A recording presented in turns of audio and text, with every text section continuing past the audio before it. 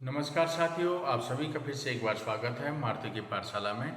तो आज बहुत ही हृदय विदारक जो घटना घटित हुई है हमारे गुजरात स्टेट के अंदर। कल आपने सुना होगा कि एयर इंडिया का विमान जो कि अहमदाबाद जो सरदार वल्लभ भाई पटेल जो एयरपोर्ट है वहाँ से उड़ान भर के लंदन को निकल रहा था, और उस टेक ऑफ के दौरान वो कुछ खराबी आने के कारण उसमें कुछ ऐसी प्रॉब्लम आ गई कि कुछ ही सेकंड के अंदर वो वहाँ पे आगे विमान एक दुर्घटनाग्रस्त हो गया था, जिसके कारण उसमें सवार सभी 242 अभी तक फिगर दे रखा है।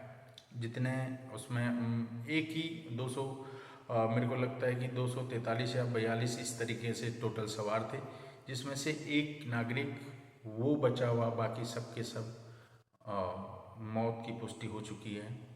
तो बहुत ही दुख और बहुत ही कोई ऐसा शब्द नहीं है जो जिसमें हम इस चीज़ को बयां कर सकें।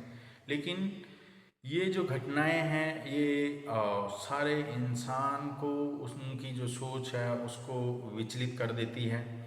ये क्यों करती है? क्योंकि लोग बाग कोई बिजनेस के तौर पे, कोई घूमने के तौर पे, कोई किसी वजह से ट्रैवलिंग करता है, और आज के समय जनरली ट्रैवल का जो सबसे अच्छा सोर्स है वो बाई एयर है। उसमें टाइम की बचत है और टाइम से अपना जो भी वर्क होता है वो कंप्लीट होता है।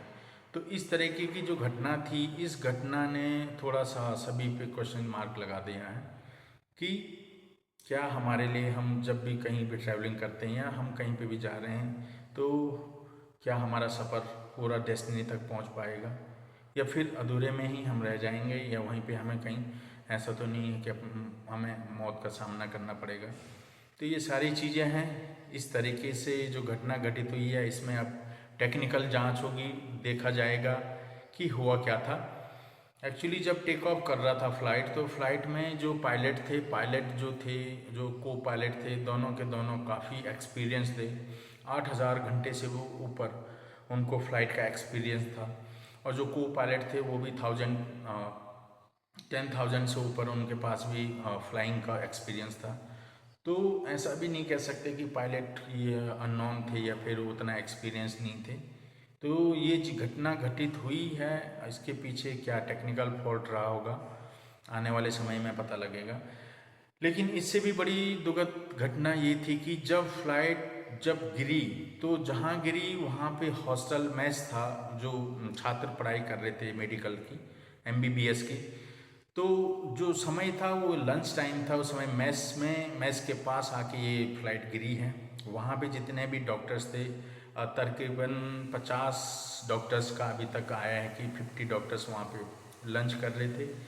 लंच के दौरान ये हादसा हुआ। देखते हैं उसमें से भी कईयों की कैजुअलिटी हुई होगी। कई वहाँ पे लोकल थे, जो बच्चे लोग थे वहाँ पे, हो सकता ग्राउंड में खेल रहे हो, उनकी भी कैजुअलिटी हुई है। वहाँ पे कई ऐसे जो होते हैं बाहर, मतलब स्टॉल लगा के अपना, मतलब जो भी रोजी रोटी का काम कर रहे थे, वो भी इसकी चपेट में आए हैं। तो बहुत सारे लोग इसकी चपेट में आए हैं। देखते हैं कितना डाटा निकल के आता है, कितने लोगों की मौत की पुष्टि हो पाएगी। लेकिन एक टेक्निकल क्वेश्चन है इसमें, एक सोचने वाली बात है कि फ़्लाइट में इस तरीके का क्या रहा होगा कुछ पॉइंट, कि जो एकदम से फ़्लाइट का जो टेक ऑफ था या जो उसका थ्रस्ट था, वो जो उसकी पावर थी उसको वो लूज़ होनी शुरू हो गई थी। उसमें उतना दम नहीं था कि वो फ़्लाइट को उड़ा सके। उसमें एक का पोस्ट अभी वायरल हो रहा है, उसमें एक यात्री है, वो यात्री ये बता रहा है कि फ़्लाइट के अंदर ना एसी वर्क कर रहा है, ना उसकी स्क्रीन, जो साइड जो सीट पे स्क्रीन होती है ना वो वर्क कर रही है, ना उसका जो चार्जिंग प्लग होता है वो वर्क कर रहा है। तो वो उसने पोस्ट में ये लिखा था कि हो सकता है due to some service problem ये वर्किंग नहीं कर रहा है। तो अगर इस तरीके की प्रॉब्लम थी तो फ्लाइट को उड़ने क्यों दिया गया, ये भी क्वेश्चन मार्क है। अगर फ्लाइट बिल्कुल एक्यूरेट थी, परफेक्ट थी, तो फिर क्या टेक्निकल फॉल्ट आया जिसको इस तरीके से मतलब वो करना पड़ा। जो फ्लाइट चलाने वाले पायलट्स थे उन्होंने कॉल भी किया, और कॉल में उन्होंने एक ही बात की कि हेल्प हेल्प, बट जो ट्रैफिक कंट्रोलर होते हैं, जहाँ पे एयर ट्रैफिक कंट्रोलर होते हैं, उनके पास जैसी कॉल आई उसके चंद सेकंड के अंदर आपका जो ये यात्री विमान था ये दुर्घटनाग्रस्त हो गया था।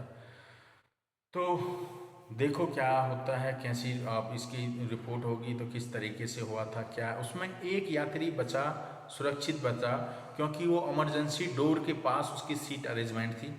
तो उस करके हो सकता है जैसे फ्लाइट नीचे को आ रहा था तो उसने सोच लिया था कि ये फ्लाइट दुर्घटनाग्रस्त होने वाला है, उसने तुरंत एग्जिट डोर ओपन करके वहाँ से छलांग लगा दी।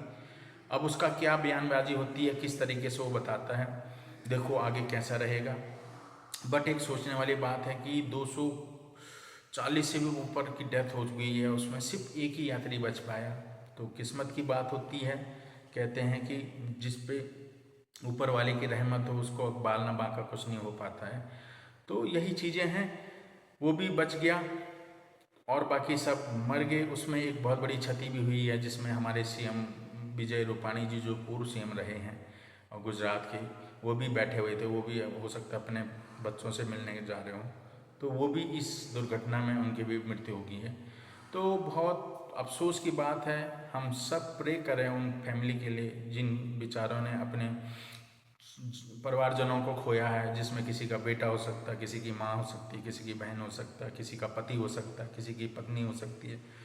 तो उन सब के लिए हम सब प्रे करें कि ऊपर वाला उनको अपने उसमें रखने के लिए उन सभी की आत्माओं को शांति दें और उन परिवार को सहानुभूति दें जिन्होंने अपना खोया है।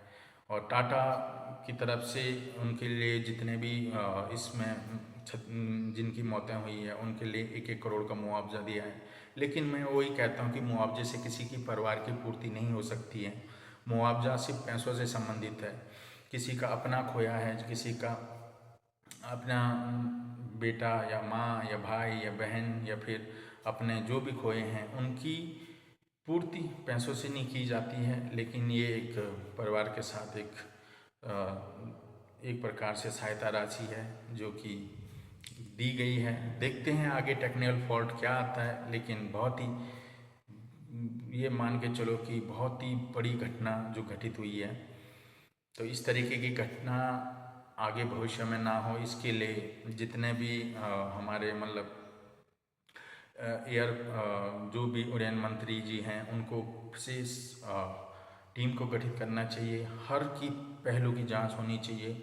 हर जो हमारे जितने भी यात्री विमान हैं उनकी थ्रोली जांच हो, बिल्कुल प्रॉपर तरीके से सभी की जांच की जाए ताकि इस तरीके की घटना दोबारा ना हो। तो अब इस तरीके की जो भी घटनाएं हैं इसको हम ज़्यादा एक्सप्रेस भी नहीं कर सकते हैं, देखते हैं क्या चीज़ें निकल के आती हैं। तो कृपया आप जब भी जहाँ भी सफ़र कर रहे हो ध्यान दीजिए, कोई ऐसी चीज़ें आपको दिखती हैं उस चीज़ को एकदम से आप इन्फॉर्म करिए, जो भी उनके वहाँ पे जो भी हैं, चाहे कोई भी स्टाफ है उनको इन्फॉर्म करिए। हो सकता है अगर उस समय जो एसी नहीं चल रहा है या स्क्रीन नहीं चल रही या प्लग नहीं चल रहा था, अगर वो इन्फॉर्म करते वहाँ के स्टाफ को, सारे लोग इन्फॉर्म करते कि तब तक फ़्लाइट ना उड़ने दी जाए जब तक ये चीज़ें वर्क नहीं करती है, तो हो सकता कुछ बचाव हो जाता। लेकिन होनी है, उसको कोई नहीं टाल सकता है। तो ये सारी चीज़ें थी। ये अपडेट आज बहुत ही दुखद अपडेट है, इसी को लेके आपके सामने आया था। आप सभी अपना ध्यान रखिएगा, ख्याल रखिएगा। फिर से मुलाकात होगी। आप सभी का फिर से एक बार बहुत बहुत धन्यवाद।